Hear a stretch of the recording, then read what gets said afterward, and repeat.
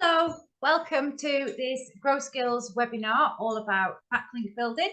I did actually record this webinar. I did this webinar with people last week, and unfortunately I had some Wi-Fi issues in the middle of it, which meant that only the second half of it recorded. So I'm running it again so that we've got a full recording for those who have signed up for the GrowSkills newsletter. So just to introduce myself, my name is Rachel Weinhold. I'm one of the directors at Grow Traffic.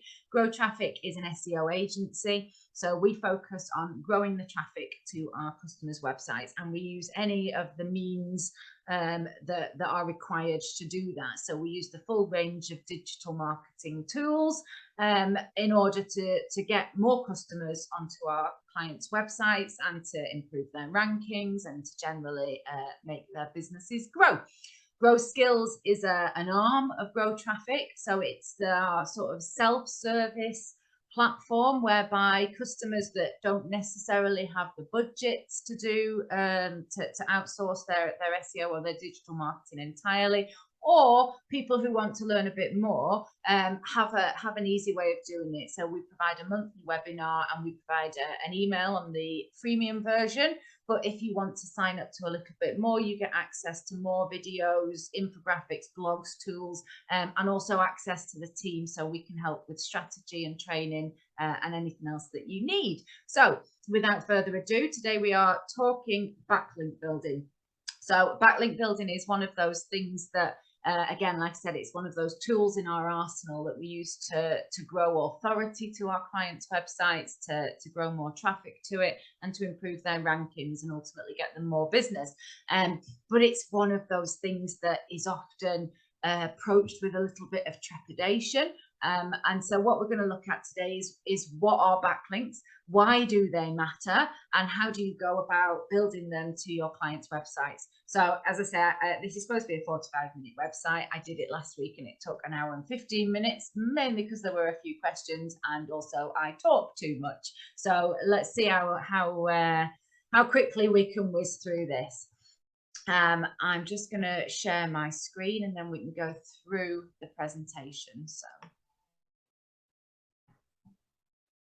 So backlink building, as I say, a GrowSkills webinar. So let's start at the very beginning. It's a very good place to start. What is a backlink? So a backlink is also sometimes called an inbound link or an incoming link. It is defined as an incoming hyperlink from one web page to another website. So essentially, if you have your website or your client's website, it's any link that is coming into that website from somewhere else on the internet. A backlink essentially can be thought of as a recommendation of your website from somebody else's. Essentially, if somebody has put a backlink to your website on their website, they are validating the content that is on your website. They are saying to their visitors, their readership that they've worked hard to gain, that actually the content that's on this other website over here is good. I vouch for it. It's good enough quality that I'm willing to send you there. So it's essentially, as I say, a bit of a recommendation. It's seen as a little bit of a review process. So why do backlinks matter? So, you know, without getting too deep into the geeky SEO history of it all, PageRank was launched by Google in 1998, developed by Larry Page and Sergey Brin, who are the two chaps that started Google. And PageRank changed the way that search engines worked and introduced the notion of backlinks for the first time. Now, PageRank is named after Larry Page, rather than it being a way of ranking web pages, which is a common misconception that people have. But as I say, you know, this was a paper that was actually written in 1996 whilst they were still at university. And then they launched Google and this became the sort of gold standard and as I say, it revolutionized the way search engines work then, but it became the blueprint for how search engines worked going forwards.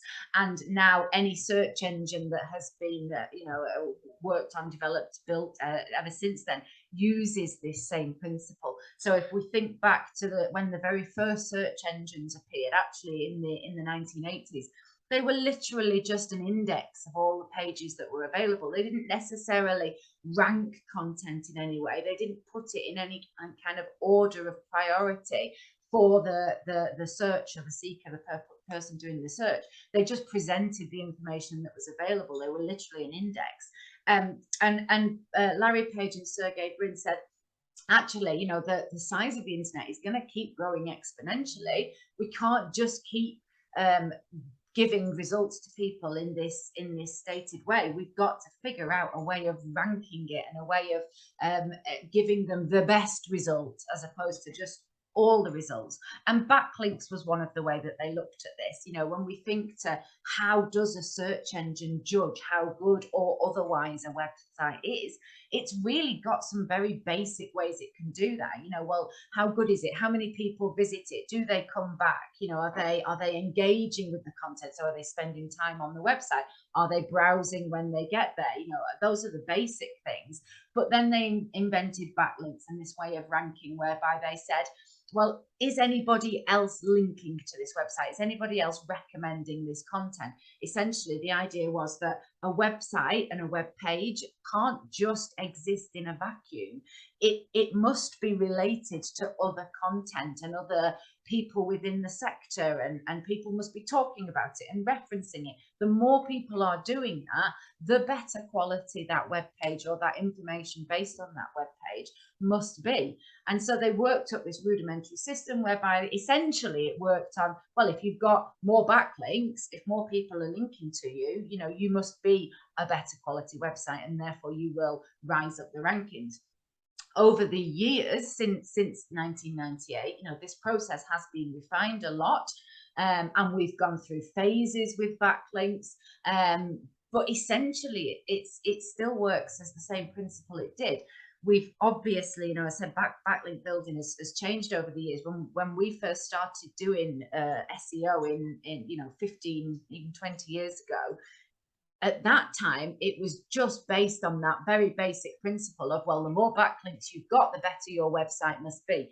And so lots of SEOs went out and they just built backlinks, or they bought backlinks, and they built blogger networks and link networks and all the rest of it. And it was just very much a case of more quantity over quality. More you've got, the better it must be.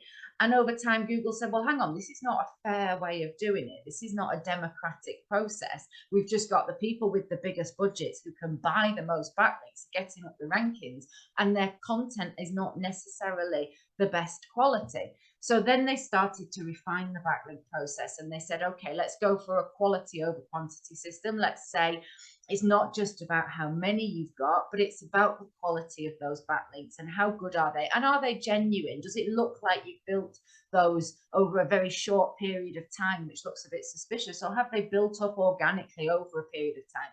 Have we got a range of sources? Are they coming from a range of websites? Have we got people from within the same sector recommending, rather than just, you know, any old websites or low quality websites? And so they refined the process of backlink building and have continued to do so and still continue to do so. But essentially that main principle remains, you know, no website exists in a vacuum. So backlinks are fundamental, essentially, to how well or otherwise your website will be regarded by a search engine. So why are backlinks important in search? So I've essentially just answered this question, really. Backlinks to your website are a signal to search engines that others vouch for your content. That's the definition by Moz. And backlinks can strengthen or ruin your domain authority. And that's really important. They can ruin as much as they can strengthen. So a good backlink strategy really does need to be the cornerstone of any search marketing strategy. And, you know, as I've just said, you know, Google, when it started to refine the backlink process, they did start say, you know, Google always say, well, we don't actually penalize people and all the rest of it. You know, if you've dropped in your rankings or you're not getting the rankings or whatever, it's not a penalty. It's just that you are not good enough. You're not meeting the standards that you need to. But that ruin is really important. You know, if you did go out and buy a load of backlinks to your website and now it's seen as really spammy, it's going to be damaging, actively damaging, not just not beneficial to your website. If you have a lot of websites and domains that are linking to your website or web page, and they are very low quality. They're seen as very spammy. It's obviously been, constructed. Maybe you're in a big link network, maybe it's got corrupted or damaged over time. It will be holding your website back. And that's why it's not just important to build a good backlink profile and have building a backlink profile as a cornerstone of your SEO strategy. It's important that you are continually reviewing that, and that you are periodically cleansing that backlink profile and going through it and saying, have we got any backlinks here that might be damaging us, that might or might be not helping us? In which case we need to get rid of those. We need to clean those out of our backlink profile, and we need to get that backlink profile as good as we can get it, and it needs to be that ongoing process. So backlink building should never be one of those things that you do once. It should be something that you're continually looking at and continually coming back to. So what is link equity? Now, link equity is what we SEOers used to call link juice. And the question here, essentially, link equity is another one of those terms. SEOers like to make the industry sound really important and intelligent and clever. So we develop lots of technical terms and jargon for things. But the question here is essentially, how do you judge how good or otherwise a backlink is? And so it's, as I say, what's colloquially referred to as link juice, is a search engine ranking factor based on the idea that certain links pass value and authority from one page to another. This value is dependent on a number of factors, such as the linking page's authority, topical relevance, HTTP status, and more. So what that means is, once upon a time, when Google first introduced backlinks as a thing, it was just the case that the more of them you had, the better it was. And that was the only way they could judge it. Who's got the most backlinks? That must be a good website. Everybody's linking to it. Off we go. But what happened when they did that is that SEOs went out and said, well, in that case, if all we need to do is get more and more backlinks, let's just buy 20,000 backlinks. And the whole industry was created about people creating spammy websites to just build hundreds of thousands of backlinks. And it became very, very toxic and very, very disingenuous. And Google said, well, hang on a minute. All this means is those with the biggest budgets are playing the system, they're winning the system. And those who maybe are genuinely creating good content can't get backlinks because everybody's just buying these fake ones. So they put a stop to that. They said, we're not going to do that. What we're going to do is start looking at, does that profile look genuine? So does it look like it's built up slowly over time rather than you've just acquired a lot all in one go? Or is the website that's linking to you good? Is it of good quality and good value? And they will judge that website in the same way they will judge yours. Are people using it? Has it been up a long time? Are people returning to it? Are they engaging with the content? Is it interesting? Is it valuable? All of those things. And also things such as topical relevance, which I'll come back to. Is it somebody from within your sector recommending your content? Because that's more valuable than just anybody recommending your content. And is it a reliable website? Is it up at, most of the time? It's not got issues, it's not spammy, all the rest of it.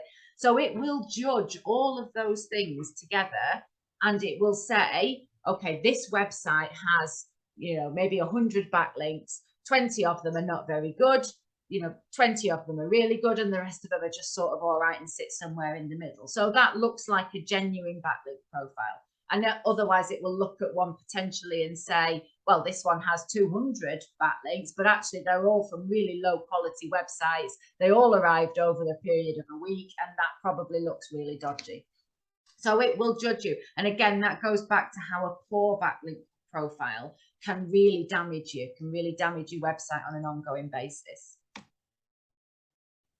So how does link equity work? How does it judge what is good and what is bad? So as we can see from this picture on the left here, we've got your website. Link juice and link equity, it works for backlinks. It also works for internal links as well. So basically any link that is going either to another page on your website or out from your website to somebody else's, or coming in from somebody else's to your website, All of those add up and create the picture of your backlink profile. Today, we're really only talking about the ones that come in externally, but all of them as the whole create your backlink profile. And so, as you can see from that picture there, if you've just got a small number of those toxic links, they can actually start to infect everywhere else. So those spammy, that small handful of spammy backlinks that you've got that are coming into your website, they can then infect the pages that you've got. That's where you suddenly start to see potentially your rankings might drop, your traffic will start to drop, because Google will say, well, you know, you can't have one bad apple, it ruins the whole batch. You know, you've got to keep it pure and keep it going, which is why you need to keep looking at it on this ongoing basis. But by the same token, if you've got some really good ones, even if it's just a small number of really good quality, genuine backlinks, they can really boost your website and they can really boost your rankings and they can really help. So some of the things, if we look at the picture on the right, some of the things that it looks at then, as I'll just go through, these are the ones that we mentioned before, is how does it judge how good or otherwise a website is. So domain authority is one of the biggest ones that it will look at. And domain authority is a bit of a made up metric. It was actually invented by Moz rather than Google, but it works on the basis, it is counted, your domain authority is made up purely of your backlink profile. And essentially a brand new website will start with a domain authority of 0 when it's launched. And then the best websites in the world, your BBC, Google, Facebook, Wikipedia, those types of websites, they have a domain authority in the high 90s, if not up towards 100. Those have got hundreds of thousands, if not millions, of backlinks going to them. So it's not, though, just a case of the more you've got, the better, as I said before. It is a case of, it will judge that profile on a really, really granular, complex level. How good is it overall? How genuine are they? You know, how relevant are they? All the rest of it. The higher the domain authority of the backlink coming into your website, generally speaking, the better it will work for you. So if you've got 5 websites with high domain authority linking to you, they will be better for you than 5 backlinks from low domain authority websites. But it's not the be all and end all. So a lot of people put a lot of store on domain authority, and it's not everything. You've got to take it in conjunction with all the other factors. So the other things then that it looks at, you know, other links, what links are going into that website that's linking to you. Again, if you've got, you might get a really good quality backlink coming in from a high domain authority website, but they might have done a dodgy backlink profile and they might have a really high spam score. And then that will infect them, which again, through the toxic links, bleeds back into yours, which is why you've got to keep on top of it and keep judging it. So, you know, they are judged by the same standard that you are. The other thing that it will look at is relevance and topical authority. So what this is saying is, if you had a backlink, say, from a really high domain authority website, say you've gone out, you've done some PR, you'd got an article in The Guardian, and they've got a really good domain authority, and that was linking through to your website. But then you'd also gone out and you'd done some industry specific PR, and you had another website from within your own sector, might have a lower domain authority, might be a smaller, lesser website, but it's directly relevant to the products or services that you provide, and they've got a backlink coming into you.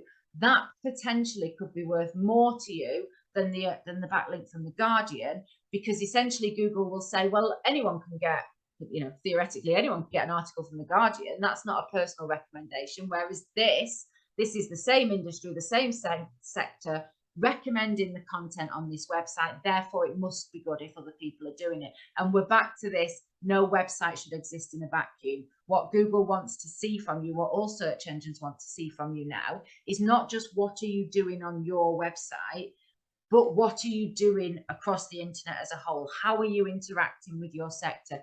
Where else do you appear online?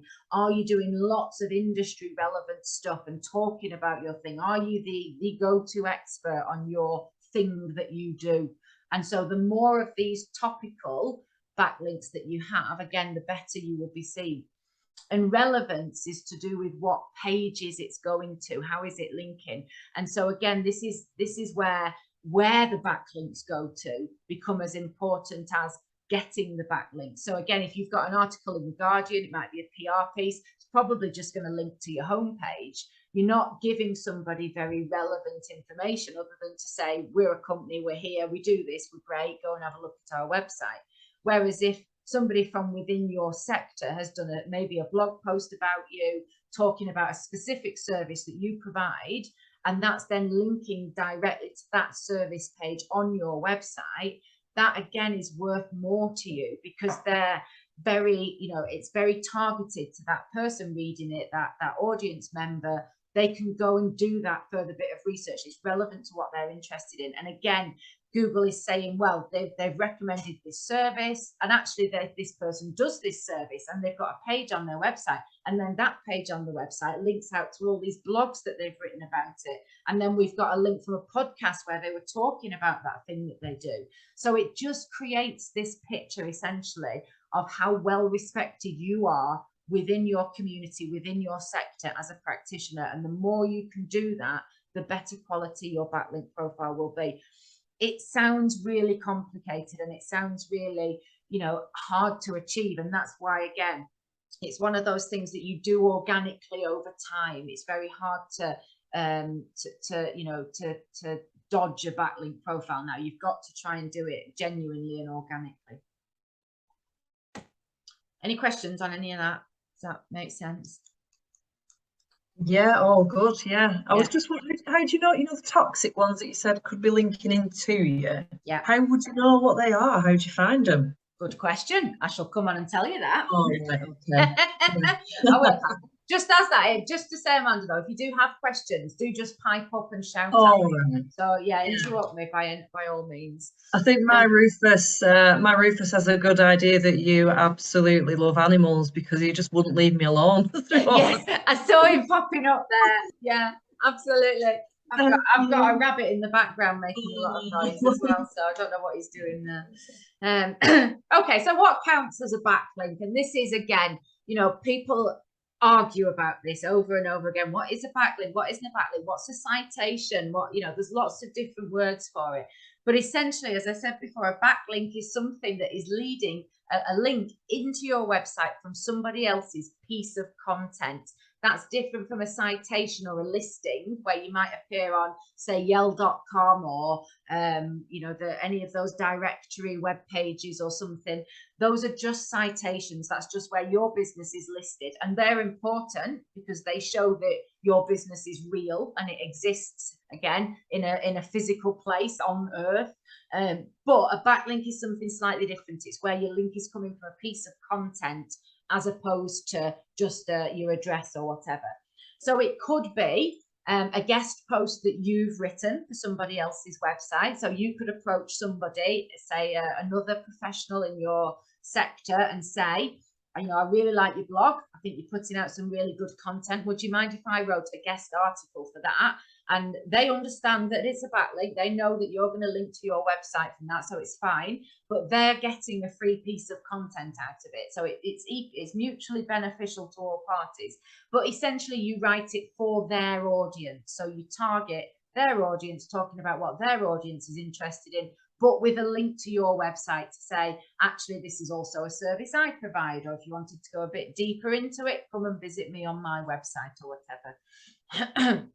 It could also be another article that is published on a website that links to you. So somebody completely independently of you might have read a blog post, for example, or an infographic that you've created or something, or they might have been on a course that you've done or bought one of your products, and they might independently of you write an article for their website that recommends you or that links back to you or talks about how good you are, or even talks about how awful you are, but it's still a backlink. So they're still doing you a favor.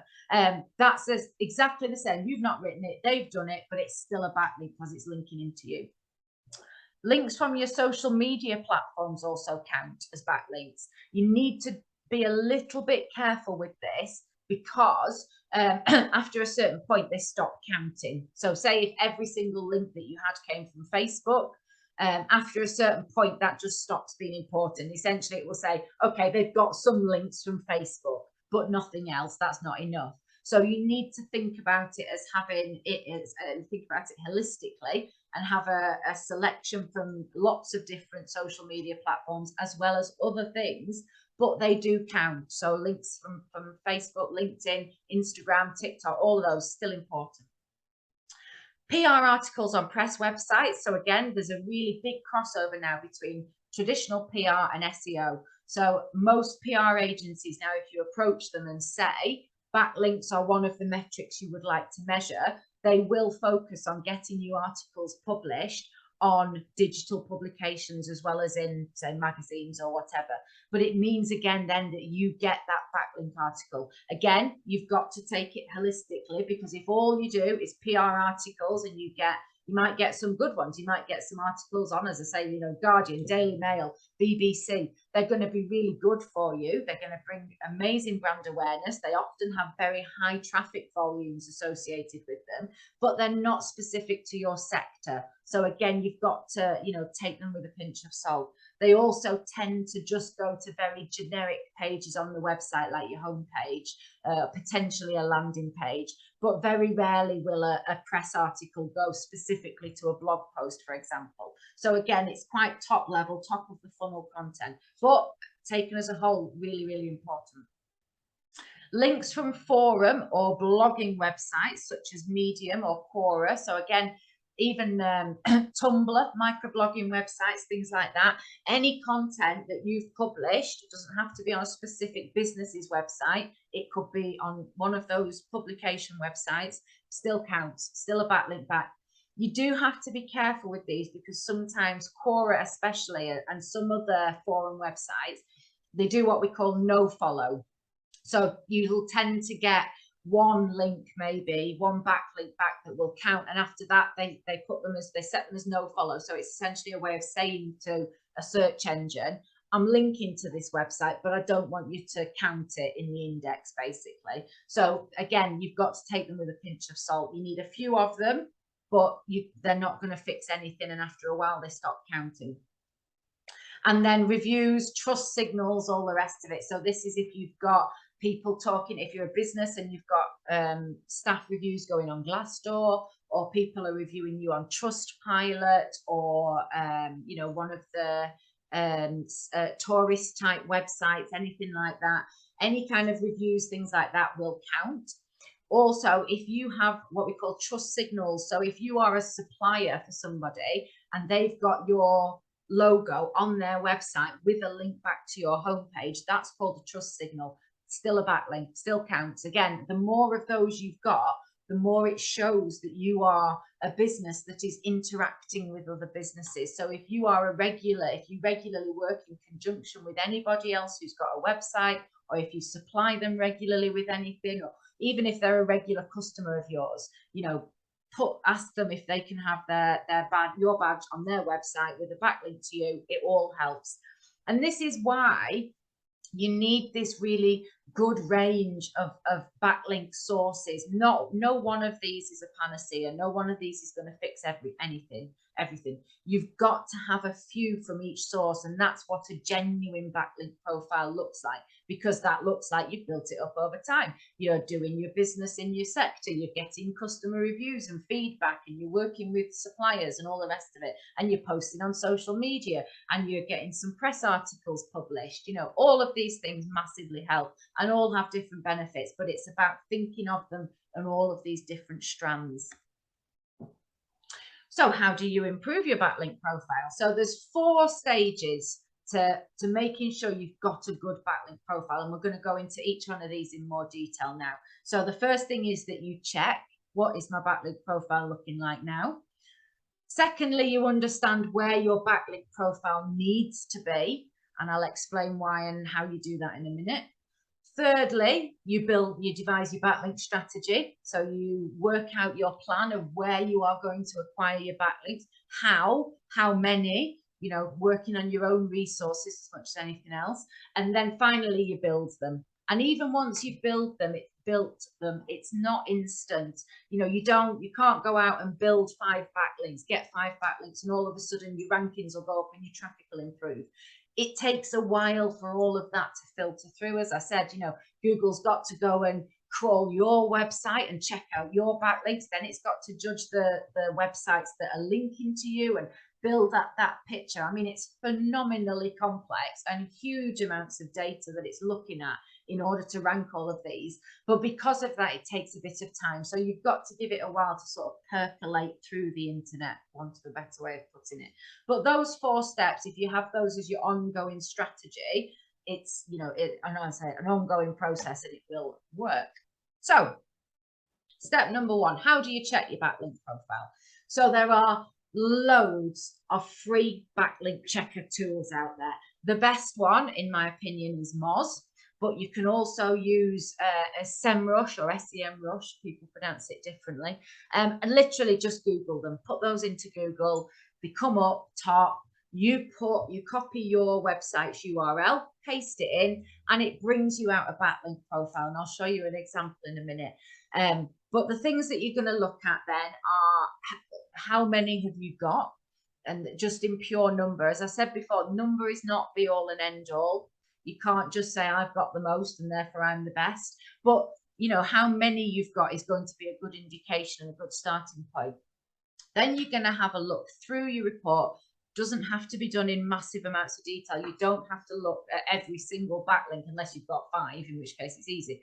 But you know, if you've got 5,000, you're not going to have to go through every single one unless you're doing a huge backlink audit for a proper, thorough SEO strategy. Most of the time, you can just have a look over and say, does that look genuine? Does that look like I've got a nice diverse range of sources? Have they built up over time? You know, are they going to a decent place? All the rest of them. And then you can look at how many of them look spammy. Now, if you use Moz, it will give you a spam score. So a spam score of anything less than kind of 5–10% even is all right. Most websites come out at between kind of 3 and 5 unless they've got an awful backlink profile. So that's the good thing about Moz. It'll do that work for you. And that's where it's looking back and saying how many of these backlinks linking to you are poor quality. So if you have got a high spam score though, or if you look down your report and it does look a little bit like all of them are coming from the same place, or all of them are coming from websites you've never even heard of, or it looks like bot traffic or anything like that, then you can say, right, I think we need to do a cleanse here and start removing some of those, and we'll look at that in a sec. So this is what the Moz backlink profile comes out with. It presents it all on one page. I've chopped this up a little bit, but essentially this is a financial services company that I did an audit for recently, and they do stocks and shares. And so we put this website, it's a fairly new website, it hasn't got many links at all, but it brings up this report and it says this is who you've got linking to you, and you can see on the left there, those are where the links are coming from. On the right, you've got the pages that they're going to.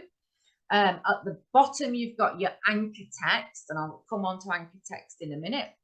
And then on the bottom right, you've got your linking domains by domain authority. So again, thinking about the things that we need to look at for a genuine backlink profile. Are they coming from a range of different sources and different types of websites? Are they going to a relevant page on the website, or are they just going to your home page? And are they coming from websites with a decent domain authority? You know, again, generally speaking, the higher the domain authority, the better it's going to be considered, but you want a range. So I can look at this one now and I can say, well, actually, we have got quite a range of different websites linking to that. One of them is a financial expert, so that's certainly from within the same sector. So a couple of them are about Blackburn, companies based in Blackburn. So they're going to be relevant. They're local. You know, they're obviously recommending it. We've got a listings website in there. I would, if I was doing this for a client as a proper backlink analysis, I would go into that in more detail. But if you're just doing this as a normal website owner, business owner, this is sufficient information to start giving you an idea. I'd then look at the other side and say, well, actually, most of those are going to the home page, or the about us, the meet the team page. So that's not really all that relevant. I might start to do a little bit of work there to build some backlinks going to more specific pages. So I might say, actually, I want some backlinks that are going to some of the blogs that I've been writing. So I'm going to approach websites and say, I've written this blog, you know, can I potentially write an article for your website that links to it, or would you like to write an article that references this blog, because I think it's full of good information. But we'll come on to building it in a minute. But that might be where I start to look. I want a little bit more specific. When I look at the anchor text, so this is the text that has been selected that the link is coming into. So it's essentially the anchor text for the link. It's also called the anchor text if you're linking out from it. So when you say, you know, click here to visit this page, that's your anchor text. And again, that's mainly brand terms that it's linking into. So it's not specific, it's quite generic. Again, if I was going to improve this backlink profile, that would be where I'd start. And I'd start thinking about how do I make that a little bit more specific to the services or products that they offer? Because actually the traffic that I want is traffic that is looking for stocks and shares or financial advice. Because if they're only looking for Headley & Co. or going to pages about Headley & Co., chances are they already know about Headley & Co. in some way. I want people that are looking for stocks and shares or financial advice. So I'm going to start building my backlink profile around that.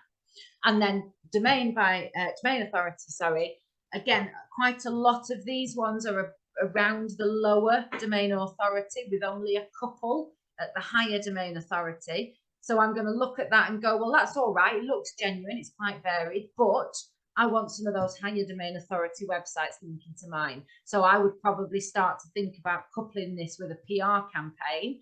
And how do I get both some financial services specific websites, but also how could I get a couple of PR articles from potentially some news outlets or something like that? So again, just a glance, you don't, you know, how detailed or otherwise you go into this will depend on how confident you feel and how much you know about it and how, you know, in what detail you want to build it. But just at a glance, you can start to see what your backlink profile looks like. So how do you check where your link profile should be? Now you know how genuine or otherwise your backlink profile looks, you know whether any of it's spammy or whatever. How do you know where it needs to get to? Now, if you want to rank as #1 on Google, you only have to beat the person that's currently ranking #1 on Google. So the starting point for any of this, of thinking about where do I need to be, is, well, where are your competitors? So you start by thinking, what are the keywords that I want to rank for? What sorts of search terms do I want to be appearing for? Put them into Google and see who's already ranking there. If you're doing this in a great detail, what you can do is create a spreadsheet and start to do what we call a backlink gap analysis. So you put in your website and you say, this is where I am, you know, this is the number of backlinks I've got, and this is what my backlink profile looks like. And then you can pick maybe 4 or 5 competitors and start looking at, well, how many backlinks have they got? What sorts of backlinks what does their backlink profile look like? Again, you can put anybody's website into Moz on the backlink checker. It doesn't just have to be yours. So you can do what you've just done for your profile for a couple of your competitors and see, all right, where are they sitting? And then again, you can start to see if you've got a couple of competitors that are consistently coming up against you for, if you've put, say, 10 keywords that you want to rank for, you've put them into Google and the same websites are coming up time and time again, those are going to be your main competitors. So you might want to put them into Moz and say, all right, you know, where are their backlinks coming from? What have they done? What domain authority are they sitting at? What sources are they sitting at? And then you can start to figure out, oh, okay, that's what my backlink profile needs to be. And essentially you can copy, you know, you can say, all right, they've got one from, BBC Good Food. I want one from there. I want one from BBC Housekeeping or Good Housekeeping or whatever it's called, you know, and you can start to get an idea for where you need to be in terms of your backlink profile. This is what a competitor analysis looks like. So I've got this from, this data comes from Moz, but also from SE Ranking, which is a platform that we use to analyze backlinks in a bit more detail. You can get the same information just through Moz, but it looks neater when I wanted to create a slide doing it this way. You can also get it from SEMrush. But whereas I said before, this bit that's on the right here, so this will give you your domain authority of your website now, so you know where you're sitting. And then again, you can start to compare that with your competitors' websites. It will tell you how many linking domains you've got, so how many backlinks. And this here is your spam score. So that's what Moz is good for. this website has a spam score of 1, so that's fine. Don't need to worry about that. But it's only got a domain authority of 13, and it's only got 71 linking domains. Now, when I put one of the keywords they wanted to rank for was stockbrokers. So when I put stockbrokers into as a competitor analysis, these on the left are the websites that are currently ranking for the keyword stockbroker in Lancashire. So what we can immediately see here when we look down this middle column is that the domain authority or the domain trust, different name, same thing, is very different. So we're sitting at 13. Most of the competitors are at 73, 100, 94, 75, 59. They're up there. We've got a long way to go, essentially. So straight away as well, I can see that these websites have got much more backlinks, many more backlinks than this website. This one's got 71. This one's got 508. So straight away, I can start to see, right, I know I'm quite a long way from where they are. It doesn't mean that if you're at 71 and they're at 700, you've got to build the same number of backlinks. But what it means is, you know, you're going to need to get better quality backlinks just so that you can start to compete. If they were not a million miles away, you can just sort of carry on poodling along, building a few at a time. But if you're competing with ones that are a long way ahead of you, you've got to think, right, we need to be quite aggressive about this. We need to be building a good number each month. We need to be getting those really good quality websites. Probably I would definitely be coupling that with a campaign of PR. So what really good quality publications can we get our name published in? And I'd be building it that way. One of the things you can see here, though, so I know this one's obviously, you know, Wikipedia, so we can pretty much discount Wikipedia because it's always going to rank top for everything. But when you see here, so stockbrokers is above Investopedia, but stockbrokers has a domain trust of 73, whereas Investopedia is 94. And stockbrokers has 508, whereas Investopedia has 437. So Investopedia has fewer backlinks, but a higher domain trust, domain authority, whereas stockbrokers, they have more, but a lower score. So again, this is how you can start to see it's not purely about number.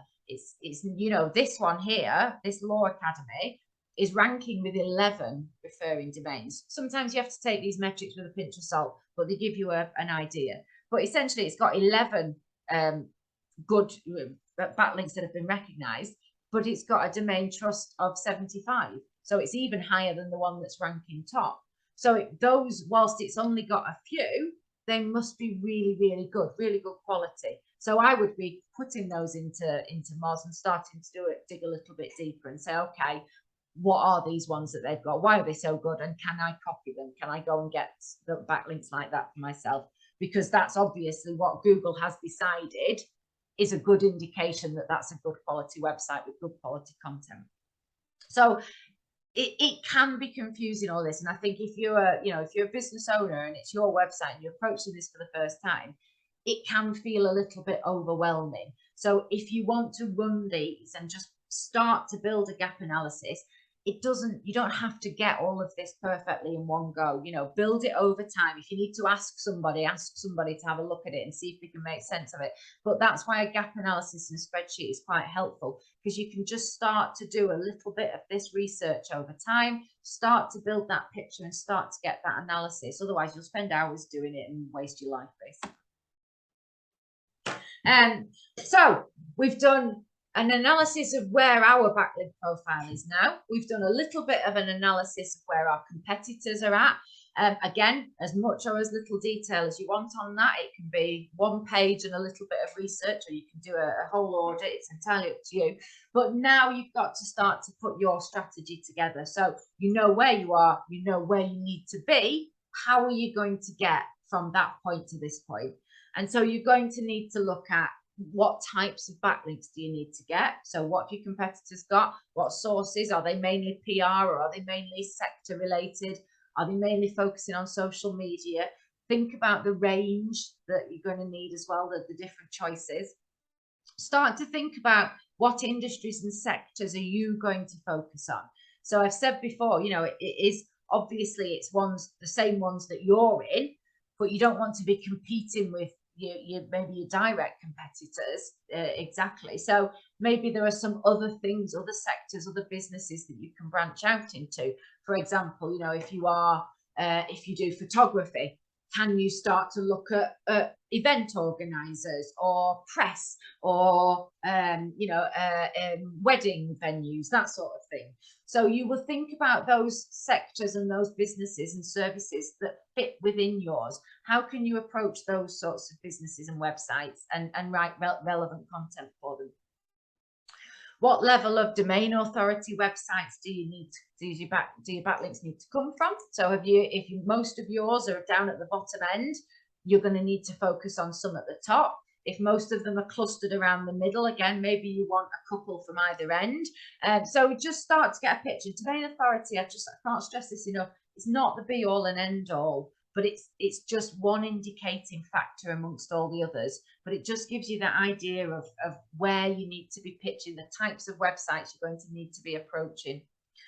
And then you've got to think about how are you going to acquire your backlinks and how many can you manage? And this is purely going to come down to your own resources. You know, this backlink strategy, backlink building, this is just one part of your digital strategy. So you can't spend hours on it. You know, and if we think about how you actually acquire a backlink, which I'll talk more about in a sec, but it's quite a manual process. All this up until now has been quite a manual process. So you're not got hours and hours at a time to be doing all of this. So you might say, realistically, I can only build one genuine backlink every kind of quarter, every 3 months. You might say I can do one a month. You might line lots of them up and then create lots of content and generate them all at the end of the process. But have a little bit of a think about what's going to work for you and be realistic about your time, your ability, and how much you can dedicate to this. If you really aggressively know that you need to build it, then you might want to talk to an SEO agency or a freelancer or someone who can help you do it, you know, outsource it basically, if you know you've not got enough time to do it, but it is important. But if you're just happy to poodle along building it up yourself, you know, be realistic about what you can achieve basically. Do you offer that service at Grow Traffic? Yes, we do. Yeah. Is it like an add-on? Is it like a package in its own right type thing? We charge per backlink because of the amount of time that it takes to build them and then to find them, then to contact the person, agree it, blah blah blah, write it, all the rest of it. So it's an add-on thing that we charge individually. But again, there's different ways of doing it. So as we said before, you know, your social media is a backlink. So if you're outsourcing a bit of your social media or doing it yourself, even that will start to count. If you're creating good content, people will start to link to it as long as you're telling them that it's there. So it really does depend on what you want to achieve, how quickly you want to achieve it, and how much money you've got, essentially. Thank you. So how do you build a backlink? So as I've just said, you know, the first rule of thumb is create great content. If you're not creating content at all, or you're not creating good content, nobody is going to link to it. And so what you want to do with this though is think about what content is useful to my audience, but also what content might be useful to other people's audiences. So for example, what a lot of people do when they start writing a blog is they want to talk about themselves as a business, and they want to talk about their journey and how they started the business and, you know, the products and services that they offer. And that's great. All of that content absolutely needs to be on your website.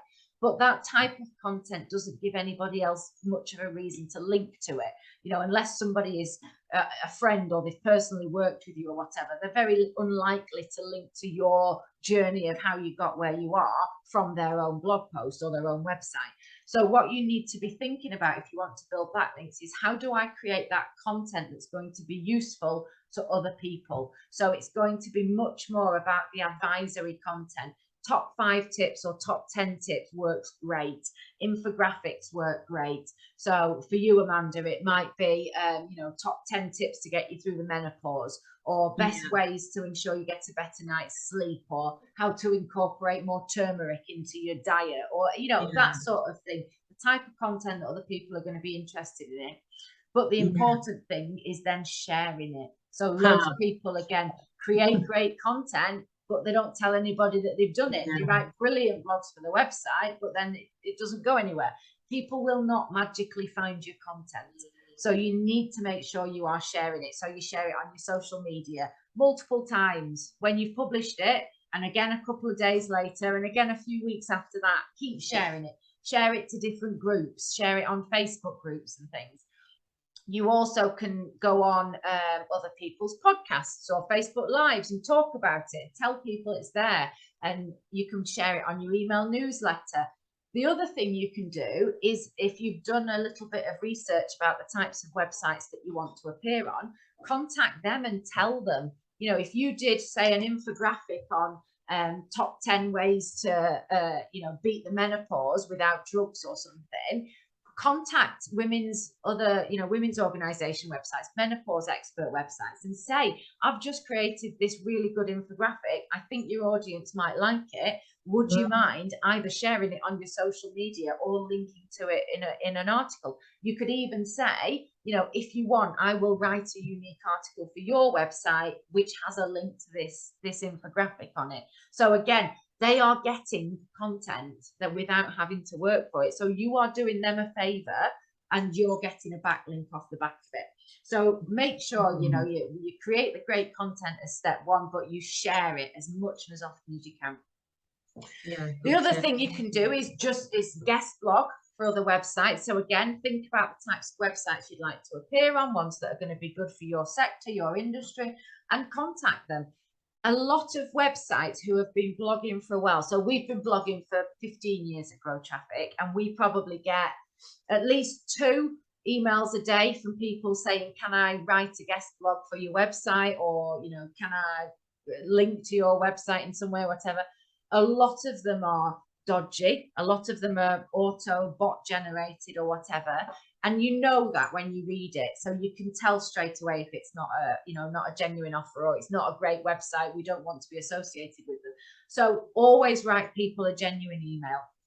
And this is why it's quite a manual process, because you can copy and paste it to some extent, but don't just write someone an email saying, dear website, you know, I think your blog's amazing. Can I write you an article? Contact them and say, you know, this is me. I really like this article on your website. I'd like to write one, you know, for backlink purposes. Here are some titles I could write for your audience. And again, make sure it's relevant to their audience, not just to you and what you want to talk about. So contact them. That process in itself can be quite intensive, labor intensive, because you've got to find the contact details and then contact them and then find the right person. And maybe it might take a couple of goes, and then you've got to agree on a title and all the rest of it. So even that bit can take some time. So it might be an idea if you're doing this in, say if you want to build 5 backlinks for the first 6 months of the year, for example, it might be an idea to find 20 websites and contact them up front and say, these are my ideas, you know, what do you think, blah, blah, blah. This is where, again, your spreadsheet's going to come in handy, because you can keep track of who you've contacted and who you've spoken to. And then some of them will come off and some of them won't. So it's just about finding the right ones and refining that process.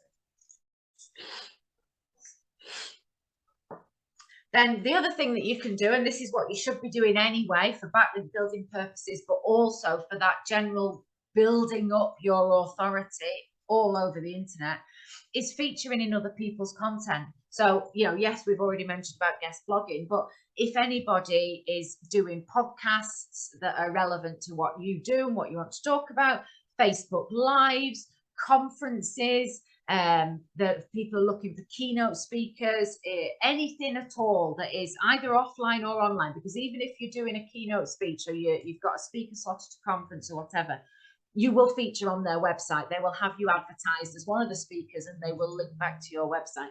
So go and get as much publicity as you can in as many places as you can, which is why, you know, doing Facebook Lives and Instagram Lives and TikTok Lives and all the rest of it are really good, because all of it creates that picture that you are the go-to expert for your thing in your sector. The more places you appear online, doing different things, but always talking about your specialist subject, the more Google sees that, it sees everything that you do all over the place, even if it's not directly linked back to your website, even if that backlink is not directly there. If you've got your name and your business associated with it, and it's got a photo of you, and that's, you know, got your name underneath it and what have you, it will know it's you, and it will know that you are this person that's talking about this here and on your website, and it knows that that's your specialist subject. So it all helps build that picture up. But if we're talking about backlinks, obviously the link helps. But again, the more of that you can do, the better it will be for you. Harness PR. So PR can be really, really expensive, but there are ways of doing it in a slightly cheaper way. So there are some platforms that are, some of them cost money. Harrow, for example, it's called Help a Reporter Out. That one does cost money to join, but there are a couple of free ones that you can find this. If you look for, just Google PR opportunities or PR websites. Essentially what they do is you sign up to their email newsletter. Each day or whenever, they will send you articles or journalists that are looking to speak to experts. So in fact, I've got a really good one for you, Amanda, that I'm a member of, so I'll send you the link for that. But essentially each morning they send you a roundup and they say, this journalist for the Metro is looking to speak to a women's health expert, for example, about, you know, the impact of different types of lipstick on older women's skin or whatever. Yeah. It might not be relevant to you, but it just, you know, 9 times out of 10, it's probably not going to be. But every now and again, that one will come through that you think, yeah, I can do that. I can talk about that. And you put your pitch into them. So you say, this is me. This is what I talk about. Actually, you know, I've written a blog about this recently. Here it is. Go and have a read of it. I'd like to talk to you about that.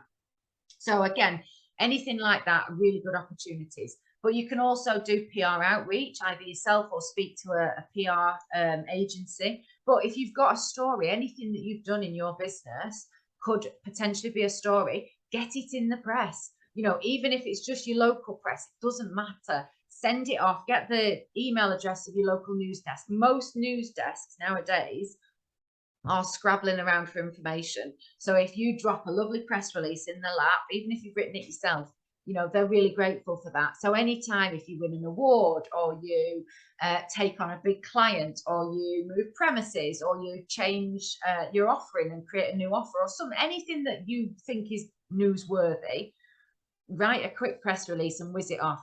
Go on local radio, go on national radio, go on the television. You know, again, most radio stations, especially breakfast shows, are desperate for content. So if you contact them and say, please, can I come on? You know, maybe it might be World Menopause Day, for example. Say, can I come on and talk about this?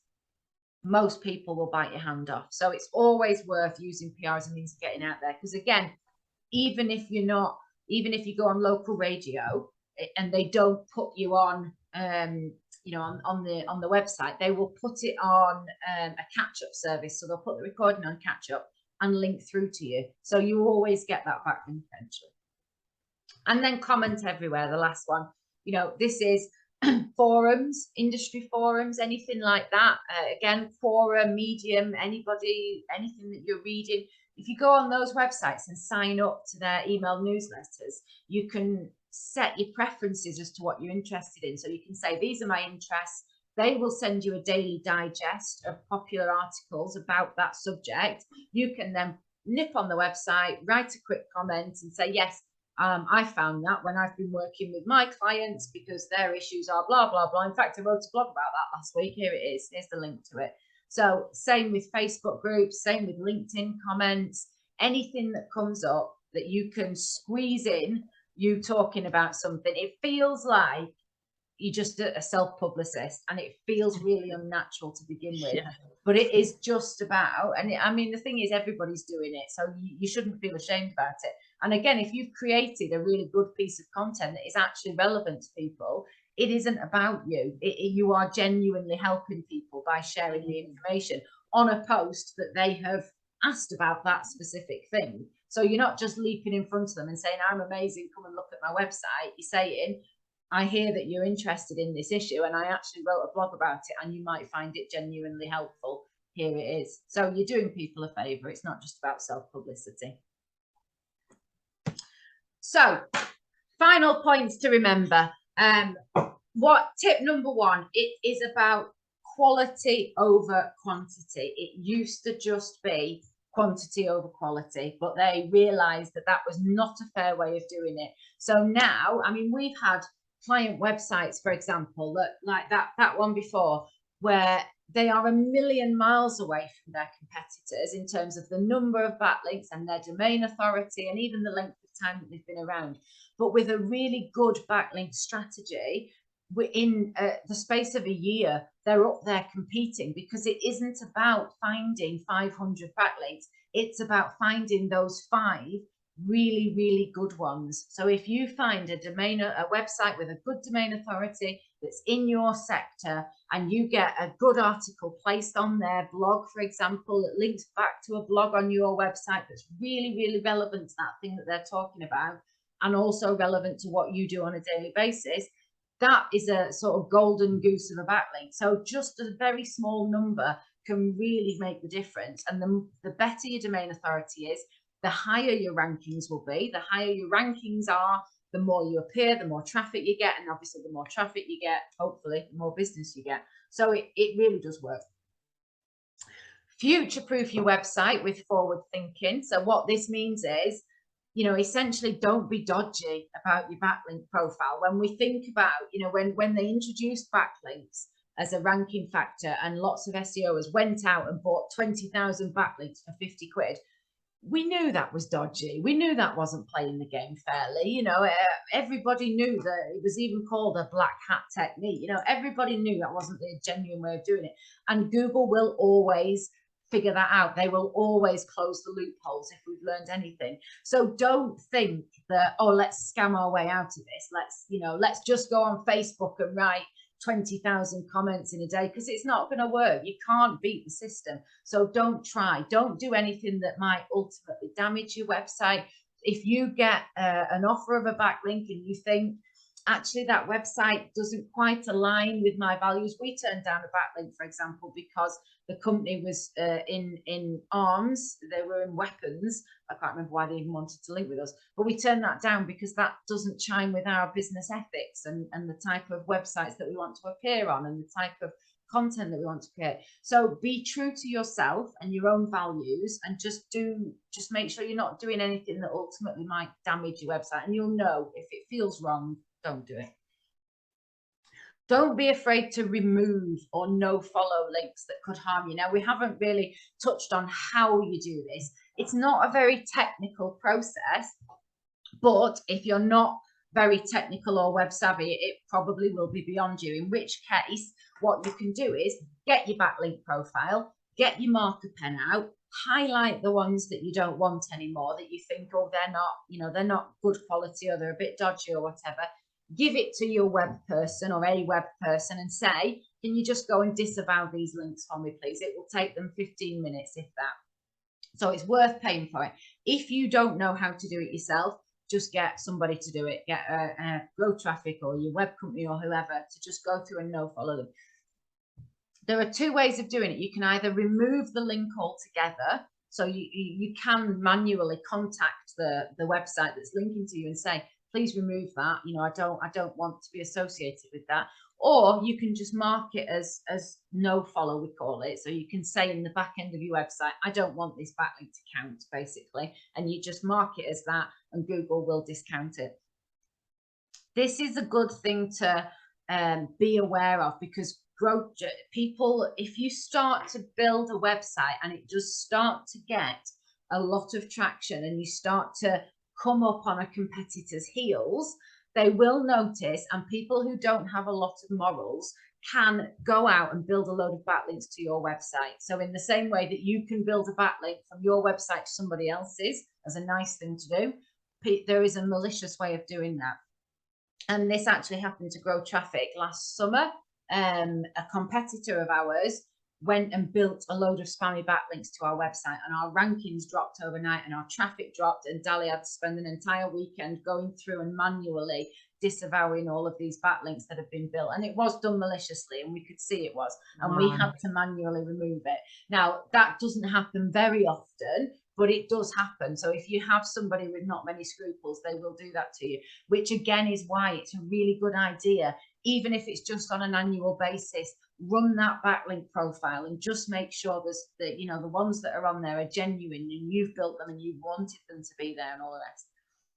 And finally, if you don't know what you're doing and all of this is still Greek and you still look at it and go, I genuinely don't know whether that's a good backlink profile or not, and I genuinely don't know how to do it, speak to an expert. So, you know, again, we can run the crawl for you, or you can run the crawl and we can help you interpret it, or you can come and say, this is where I am, how would you go about doing it? We can put a strategy in place, or we can do the entire thing. And there are a lot of people out there that offer this as either a service that they offer, or there are some people that just do backlink building, that just specialize in that.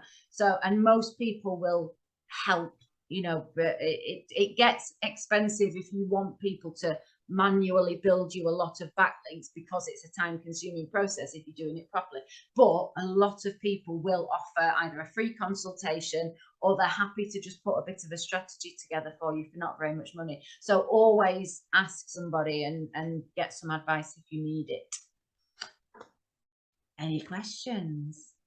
Wow, not really any questions, but just thank you for all that information. That's been absolutely amazing. It's a lot of information. Yeah, there's a lot going on there. I've literally, I know I don't need to make notes, but I'm a notes person, but I've literally got, you know, 3 pages of notes here, so that's incredible. Yeah, just no, my head's just mashed now. Yeah, I know, it's a lot on a Thursday afternoon as well, isn't it? Yeah. Well, as I say, I will send the slides, which has the links on to Moz and stuff, obviously along with this recording that you'll get. But if you have any questions afterwards, then please by all means just ask. We're happy You're a to star. point, Oh, thank you.